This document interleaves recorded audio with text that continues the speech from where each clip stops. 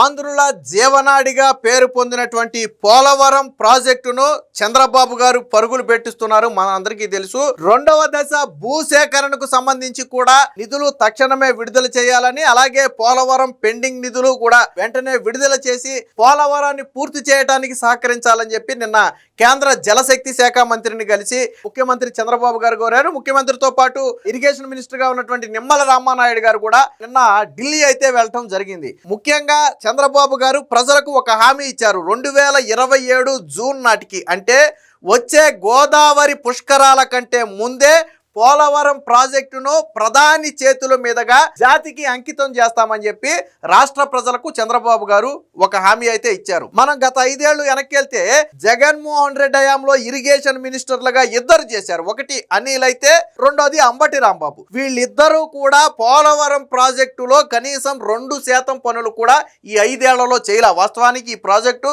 జగన్మోహన్ రెడ్డి హయాంలోనే పూర్తయి ఉండాలి. ఏ రోజు కేంద్రాన్ని నిధులు ఇవ్వమని కానీ పోలవరం ప్రాజెక్టుకు సహకరించమని కానీ జగన్మోహన్ రెడ్డి అడగలేదు. సరిగదా అంటే ప్రాజెక్టును పూర్తి చేసి 100 అడుగుల మా నాన్న విగ్రహం పెడతానని చెప్పి జగన్మోహన్ రెడ్డి అప్పట్లో కబుర్లు చెప్పాడు. ఏదో బుల్లెట్ అని చెప్పి అనిల్ అయితే అసెంబ్లీలో డైలాగ్ కూడా కొట్టాడు.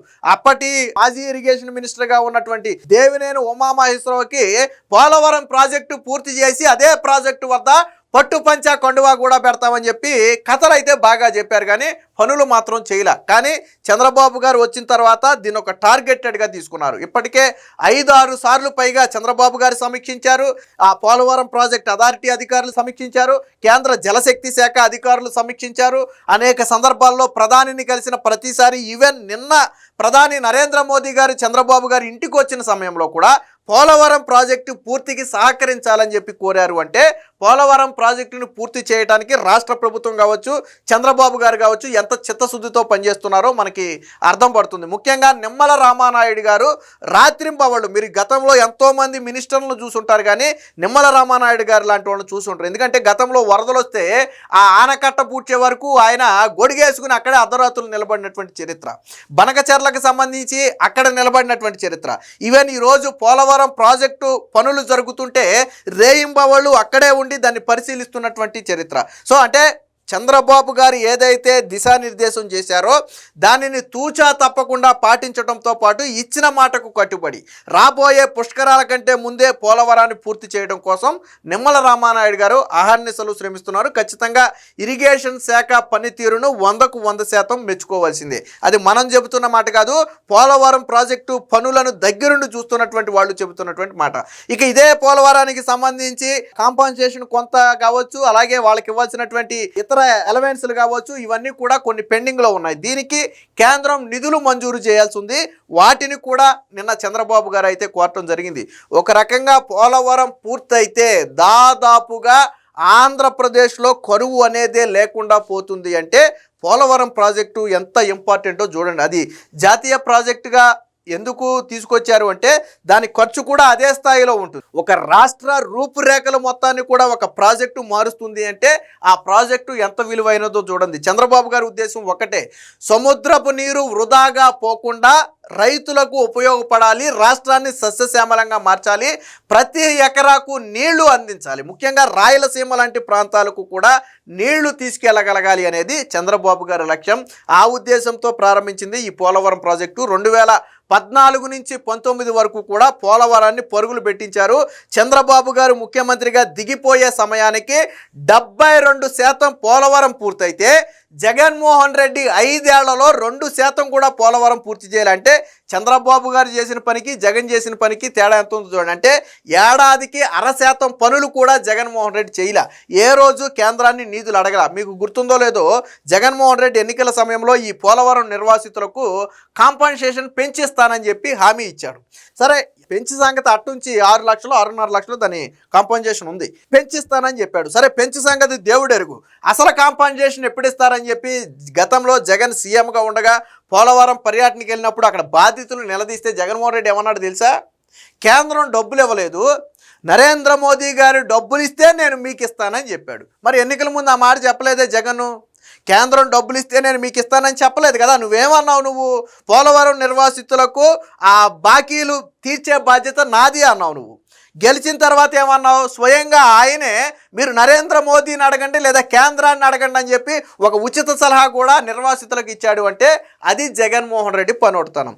ఇక అంబటి రాంబాబు పోలవరం ఎప్పుడు పూర్తవుతుందని మీడియా సమావేశంలో అడిగితే చెప్పలేం, దానికి డెడ్ లైన్ పెట్టలేం, అది కేంద్రం మీద ఆధారపడిన ప్రాజెక్టు. కేంద్రం సహకరిస్తే త్వరగా అవుతుంది, సహకరించకపోతే లేట్ అవుతుంది తప్ప ఇప్పటికి పూర్తవుతుంది అప్పటికి పూర్తవుతుందని మేము డెడ్ లైన్ పెట్టలేమని చెప్పి అంబటి రాంబాబు చెప్పాడు. కానీ గతంలో ఇదే జగన్మోహన్ రెడ్డి 4 డెడ్ లైన్లు పెట్టాడు. 2020 జూన్ ఒకసారి, 21 ఖరీఫ్ ఒకసారి, 22 ఖరీఫ్ ఒకసారి, 23 ఖరీఫ్ ఒకసారి. అంటే మొత్తం 4 డెడ్ లైన్లు జగన్మోహన్ రెడ్డి పెట్టి 2023 తర్వాత అంబటి రాంబాబు ఇరిగేషన్ మినిస్టర్ అయిన తర్వాత ఇక ఎప్పుడుకు పూర్తవుతుందో మేము చెప్పలేమన్నాడు. ఎందుకంటే అప్పటికే 4 డెడ్ లైన్లు పెట్టి అబాసు పోలయ్యారు, నవ్వులు పోలయ్యారు. కాబట్టి డెడ్ లైన్ కూడా పెట్టడానికి భయపడినటువంటి చరిత్ర గతంలో వైసీపీ పార్టీది. కానీ చంద్రబాబు గారు ధైర్యంగా దమ్ముగా ఒక మాట చెప్పారు, వచ్చే పుష్కరాల నాటికి 600 సరే ఎట్టి పరిస్థితుల్లో పోలవరం ప్రాజెక్టుని జాతికి అంకితం చేస్తాం, రాష్ట్ర ప్రజలకు ఇచ్చిన మాటను నిలబెట్టుకుంటామని చెప్పారు. అలాగే అమరావతి కూడా ఒక డెడ్ లైన్ పెట్టారు, 2028 నాటికి అమరావతి ఫస్ట్ ఫేజ్ పూర్తి చేస్తామని చెప్పి ఒక హామీ ఇచ్చారు. సో అంటే దమ్మున్న ప్రభుత్వం అయితే, పని చేయగలగాం అనే నమ్మకం ఉన్న ప్రభుత్వం అయితే ఒక డెడ్ లైన్ పెట్టి పనిచేస్తుంది. సరే డెడ్ లైన్కి 3 నెలలు 6 నెలలు అటు ఇటు అవ్వడం అనేది పెద్ద సమస్య కాదు, అంత పెద్ద పెద్ద పనుల్లో కొద్దిగా అటు ఇటు అవ్వచ్చు. కానీ ఆ డెడ్ లైన్ పెట్టే దమ్ము కూడా గతంలో వైసీపీ పార్టీకి లేదు. పెట్టిన 4 డెడ్ లైన్లలో కూడా చేతులు ఎత్తేసినటువంటి చరిత్ర వైసీపీ పార్టీది. పోలవరం అనేది ఖచ్చితంగా ఆంధ్రుల జీవనాడి. ఈ ప్రాజెక్ట్ ఇప్పుడు వాస్తవానికి మన దగ్గర ప్రాజెక్టు కడుతుంటే 4-5 రాష్ట్రాలు అబ్జెక్షన్ తెలుపుతున్నాయి. ఎందుకు తెలుపుతున్నాయి అంటే ముఖ్యంగా వరద నీరు, వాస్తవానికి ఏ రాష్ట్రానికి ఈ ప్రాజెక్టు వల్ల నష్టమేమి ఉండదు. ముఖ్యంగా వరద నీరు మొత్తాన్ని, సముద్రపు నీరు మొత్తాన్ని, వర్షాలు పడినప్పుడు వచ్చినటువంటి వేస్ట్గా సముద్రంలో కలుస్తున్నటువంటి జలాలు మొత్తాన్ని కూడా పోలవరం ప్రాజెక్టు ద్వారా ఒడిసి పట్టాలి అనేది చంద్రబాబు గారి నిర్ణయం. సో ఇది ఇతర రాష్ట్రాలకి ఇబ్బందిగా కూడా మారింది అనుకోండి, సరే అది వేరే విషయం. దీనికి సంబంధించిన వార్త వచ్చింది, ఒకసారి చూద్దాం. పోలవరం పూర్తికి సహకరించండి, వచ్చే ఏడాది గోదావరి పుష్కరాలపు పోలవరం ప్రాజెక్టు నిర్మాణం పూర్తి చేయాలని లక్ష్యంగా పెట్టుకున్నామని, అందుకు కేంద్ర ప్రభుత్వం నుంచి పూర్తి సహాయ సహకారాలు అందించాలని చెప్పి చంద్రబాబు గారు కేంద్ర జలశక్తి శాఖ మంత్రి సిఆర్ పాటిల్ని అయితే కోరటం జరిగింది. రాష్ట్రానికి చెందిన వివిధ అంశాలను కేంద్ర మంత్రుల దృష్టికి తీసుకురావడానికి ఢిల్లీ వెళ్ళిన చంద్రబాబు గారు నిన్న సోమవారం మధ్యాహ్నం నాడు అతని క్యాబినెట్లోనే కేంద్ర మంత్రిని అయితే కలవడం జరిగింది. సో చంద్రబాబు గారితో పాటు రామ్మోహన్ నాయుడుతో పాటు అలాగే ఎంపీగా ఉన్నటువంటి కృష్ణదేవరాయలతో పాటు మంత్రి నిమ్మల రామానాయుడుతో పాటు ప్రధాన కార్యదర్శి సాయి ప్రసాద్ కూడా ఉన్నారు. సో అంటే అటు అధికారులు నాయకులు కూడా కలిసి వెళ్ళారు. ఎందుకంటే నాయకులు మామూలుగా అడుగుతారు, కానీ అధికారులు దాని టెక్నికల్ ఇష్యూలన్నీ కూడా వివరించాల్సింది అధికారులే కాబట్టి అధికారులను కూడా తీసుకెళ్లారు. సో ఎప్పటికే 5 సార్లు ప్రాజెక్టును సందర్శించి పనులను సమీక్షించాను. ఒడిశా, ఛత్తీస్గఢ్ రాష్ట్రాల్లో ప్రజాభిప్రాయ సేకరణ పెండింగ్లో ఉందన్న కారణంతో 2011లో ఇచ్చిన సాఫ్ట్ వర్క్ ఆర్డర్ ఉత్తర్వులను దఫదఫాలుగా పొడిగిస్తున్నారు. సో ఆ ఉత్తర్వులను పూర్తిగా ఉపసంహరించుకోవాలని కేంద్రాన్ని కోరారు. అలాగే ప్రస్తుతం కుడి కాలువ పనులు 95% పూర్తయిపోయాయి, ఎడమ కాలువ పనులు 78% పూర్తయ్యాయి. కాలువల సామర్థ్యం పెంచిన మేరకు నిధులు తిరిగి చెల్లించాలి, ప్రాజెక్టును తదుపరి పనులకు అవసరమైన నిధులు కూడా మంజూరు చేయాలని చెప్పి కేంద్ర జలశక్తి శాఖ మంత్రిని అయితే కోరటం జరిగింది. దీంతో పాటు మరికొన్ని చంద్రబాబు గారు అయితే కేంద్రాన్ని కోరారు. సో సుప్రీంకోర్టు తుది తీర్పు వచ్చే వరకు కూడా ఆల్మట్టి ఎత్తు పెంచే అంశం పైన ఎటువంటి గెజిట్ కూడా విడుదల చేయొద్దని ఆ కేంద్రాన్ని అయితే కోరారు. వాస్తవానికి ఈ ఆనకట్ట ఎత్తు 519 మీటర్ల నుంచి 524 మీటర్లకు పెంచితే ఏపీ ప్రయోజనాలకు ఇబ్బంది కలుగుతుంది. కాబట్టి ప్రస్తుతానికి సుప్రీంకోర్టులో ఈ తీర్పు ఉంది కాబట్టి ఆ తుది తీర్పు వెలువరే వరకు కూడా కేంద్రం ఎటువంటి గెజిట్ నోటిఫికేషన్ విడుదల చేయకుండా సహకరించాలని చెప్పి చంద్రబాబు గారు అయితే కోరారు. అలాగే రాయలసీమ దక్షిణ కోస్తల దాహార్తిని తీర్చే పోలవరం బనకచర్ల లింక్ ప్రాజెక్టు అనుమతులు కూడా కేంద్ర ప్రభుత్వం మంజూరు చేయాలని కోరారు. గోదావరి నుంచి సముద్రంలోకి వృధాగా పోయే 200 టీఎంసీల వరద జలాలను మళ్లించేలాగా ఈ ప్రాజెక్టు అంటే ఈ పోలవరం బనకచర్ల ప్రాజెక్టు ద్వారా వృధాగా పోతున్నటువంటి దాదాపుగా 200 టీఎంసీల నీటిని మళ్లించే అవకాశం ఉంటుంది. కాబట్టి ఆ ప్రాజెక్టు నిర్మాణానికి అనుమతులు ఇవ్వాలని చెప్పారు. అలాగే వంశధార నేరేడి బ్యారేజ్ నిర్మాణానికి జారీ చేసిన గెజిట్ నోటిఫికేషన్ ప్రకారమే ముందుకు వెళ్తామని, రాష్ట్ర నీటి అవసరాలకు అనుగుణంగా 8000 క్యూసెక్కుల సామర్థ్యంతో నిర్మాణాలు చేపడుతున్నట్టుగా అయితే చెప్పారు. సో దీనికి అవసరమైనటువంటి భూసేకరణ కోసం అంటే ఒడిశా ప్రాంతంలో కొంత కలుస్తున్న నేపథ్యంలో దీనికి అవసరమైనటువంటి భూసేకరణకు కూడా కేంద్ర ప్రభుత్వం చొరవ చూపాలని చెప్పి చెప్పడం జరిగింది. అలాగే నిమ్మల రామానాయుడు గారు కూడా మాట్లాడారు, ఒకసారి చూద్దాం. 2027 జూన్లో పోలవరం జాతికి అంకితం, ప్రధాని చేతుల మీదుగా చేయిస్తాం. జలవనరుల శాఖ మంత్రి నిమ్మల రామానాయుడు నిన్న కేంద్ర జలశక్తి శాఖ మంత్రిని కలిసిన తర్వాత కూడా నిమ్మల రామానాయుడు గారు అదే మాట అయితే చెప్పడం జరిగింది. పోలవరం ప్రాజెక్టు నిర్మాణం 2027 జూన్ నాటికి పూర్తి చేసి ప్రధాని నరేంద్ర మోదీ చేతుల మీదుగా జాతికి అంకితం చేస్తామని జలవనరుల శాఖ మంత్రి నిమ్మల రామానాయుడు చెప్పారు. 5 ఏళ్ల జగన్ పాలనలో పోలవరం ప్రాజెక్టు ప్రశ్నార్థకమైపోయిందన్నారు. అది ఎప్పటికి పూర్తవుతుందో చెప్పలేమని, గత పాలకులు చేతులెత్తేసిన దుస్థితి నుంచి వచ్చే ఏడాదికి పూర్తి చేస్తున్నామని సగర్వంగా ప్రకటించే స్థాయికి తీసుకొచ్చామని గుర్తు చేశారు. సోమవారం చంద్రబాబుతో కలిసి కేంద్ర జలశక్తి శాఖ మంత్రిని కలిసిన అనంతరం ఆయన మీడియాతో మాట్లాడారు.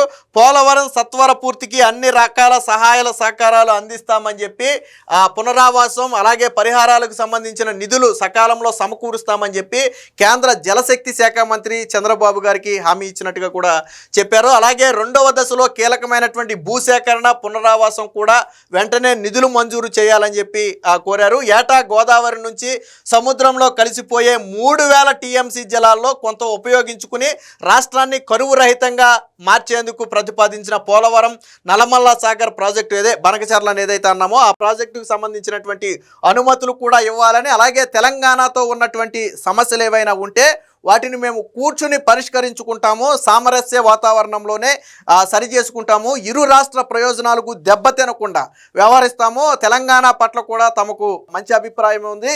తెలంగాణ ప్రజలకు కూడా ఎటువంటి నష్టం జరగదు మేము నిర్మించే ప్రాజెక్టుల వల్ల అని చెప్పి నిన్న నిమ్మల రామానాయుడు గారు అయితే చెప్పడం జరిగింది. మొత్తంగా నిన్న కేంద్ర జలశక్తి శాఖ మంత్రి ఆంధ్రప్రదేశ్కి అయితే ఒక భరోసా ఇచ్చారు.